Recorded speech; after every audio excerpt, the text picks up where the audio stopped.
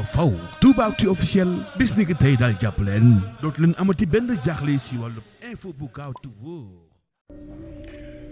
gars yi maa ngi leen di ziar bu baax a baax kii nee na professeur sa xalaat la soxla ci décision bi tribunal joxe ci Ousmane Sonko am na ñuy wax dafay am forclusion maanaam ba tey mënul bokk tey décision bi tribunal joxe le droit a été dit, rien que le droit. Maintenant ay forclusion wala délai bi day passé balaa ñu koy àttee maanaam du mën a bokk yooyu yëpp ay détails la parce que le tribunal bu ordonné ñu réintégrer ko dans les listes électorales même s'il y a des délais prévus par le code électoral. Compte non-tenu des délais,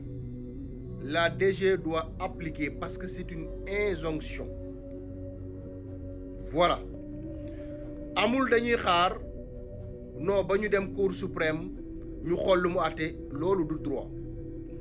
Bu ñu notifier la décision, automatiquement la décision elle est applicable. Kon fii mënul am risque de forclusion parce que Ousmane Sonko il est dans les délais. Maintenant tey buñ ko réintégrer dans les listes mais en une semaine Ousmane Sonko mën na def la collecte de ses parrainages def caution au niveau de la caisse de dépôt et de consignation fan la ñu mënoon wax risque de forclusion mooy bu ñu demee ba nga xam ne conseil constitutionnel dafay clôturer et puis mu publier la liste des candidats te loolu ñëwagul parce que conseil constitutionnel kañ lay clôturer c'est entre le 75e et le 60e jour avant le premier tour des élections kon loolu ñëwagul kon fii mënul am risque de forclusion suñu appliquer le droit wax droit rien que le droit mooy que ne la DG a l'obligation de remettre les fiches à Ousmane Sonko compte non-tenu des délais parce que c'est une injonction lii mooy li nga xam ne mooy liy dëgg suñu demoon nag ba nga xamante ne tey dem nañ cour suprême mu jël beneen décision dans ce cas ñu xam ne jël na beneen décision mais fii ñu toll décision bi nga xam ne moo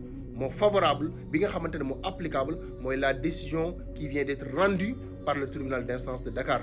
donc li mu wax nañ ko réintégrer te buñ ko réintégrer automatiquement dañ koy jox ay fiches de parrainage am mu dem def li nga xamante ne moom la ko yoon may mu def ay collecte de parrainage am def caution